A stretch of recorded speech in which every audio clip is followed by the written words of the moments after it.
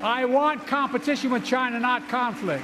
I would impose tariffs to confront China's massive theft of America's jobs. The rhetoric that you hear from Donald Trump and Joe Biden on trade with China, it's similar in a lot of important ways. They share the same overall philosophy, which is that the U.S. has done too much of it in the past. President Biden and Donald Trump are both issuing blueprints to compete against China, disrupting the free trade status quo Washington has held for decades. President Trump has gone all in. President Biden has been more targeted. Here's a look at the 2024 election foes' different trade strategies and how they could affect U.S. consumers.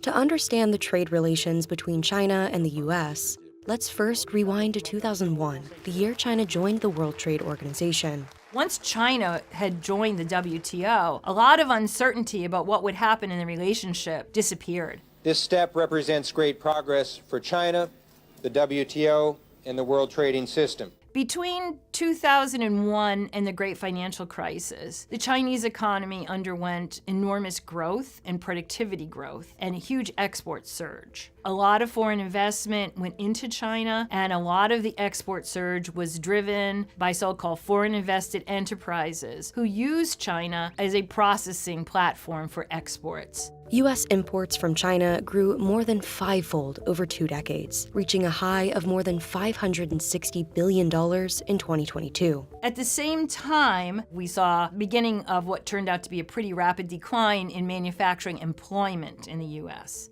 And this decline in employment has been linked to opening of trade with China. That's the so-called China shock narrative. While economists are divided over the magnitude of the China shock, many agree that there was this, massive flood of cheap Chinese goods that came into the United States, and factories and workers in the United States that were building those same things suddenly couldn't compete.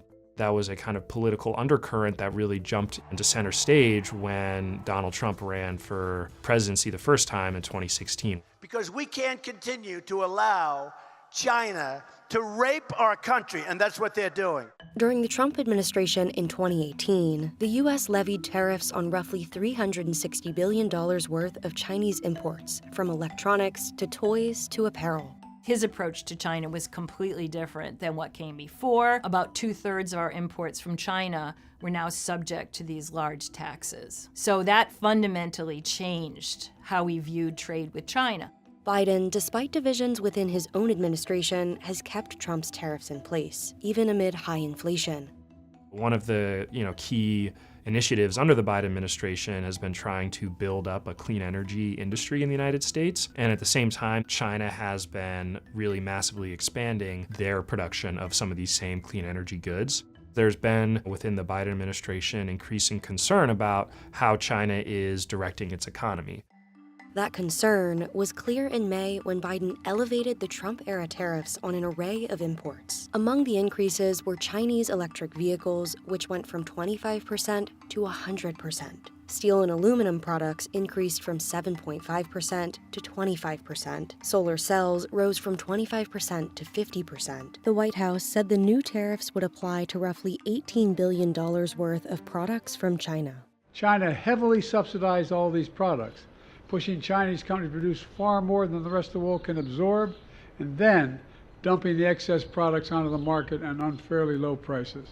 In a sense, or very real way, these tariffs are a counterpart to the industrial policy that we've been doing at home. We can't be producing autos, solar, and even semiconductors, and then still importing very low-cost items that undercut the production that's being done in the United States. Most of us saw it coming. It's like the other hand of the industrial policy. A tariff is a tax, typically intended to limit the amount of an imported good and protect domestic jobs. Who ultimately pays for it is a long-running debate. The economic evidence suggests that the current tariffs, rather than forcing Chinese sellers to charge less, were largely passed on to American buyers. The White House argues Biden's trade plan is more targeted than Trump's, who has made it clear that he's willing to slap on even higher tariffs if he becomes the next president. I will put a 200% tax on every car that comes in from those plants. Among his proposals, Trump has suggested imposing a 10% levy on global imports. And that tariff goes to at least 60% on all imports from China, roughly $430 billion worth of goods. Americans are bearing the burden of these tariffs. Low-income people are burdened most heavily, middle income second heavily, and the richest people the least heavily. Now, why is that? You might think, well, rich person spends a lot of money, so they must be paying a lot of these taxes. Well, that's true, but it's a very small share of their income. Trump defended his proposals in a March interview with CNBC, saying that tax cuts could help offset his planned tariff increases. China is right now our boss. They are the boss of the United States, almost like we're a subsidiary of China. In recent months, Beijing has turned to Europe for a more accommodating stance on trade.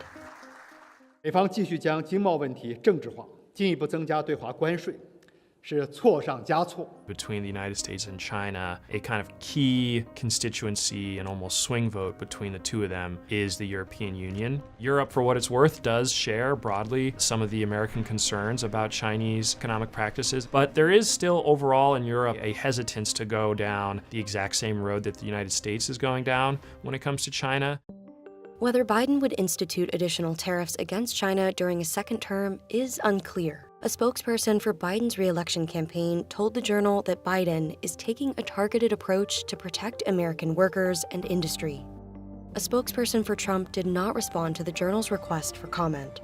Well, tariffs definitely increase prices, so that's a negative that both candidates would probably want to avoid, but they can't. So they have to decide how much they want to use tariffs as an instrument. No matter who wins this election, whether it's Trump or Biden, we will be living in the United States where the most powerful people in the country think about these fundamental issues in a very different way than they did even 10 years ago. I think that kind of guiding goal of building more things in the United States, making more things in the United States, and not relying on China will be here to stay.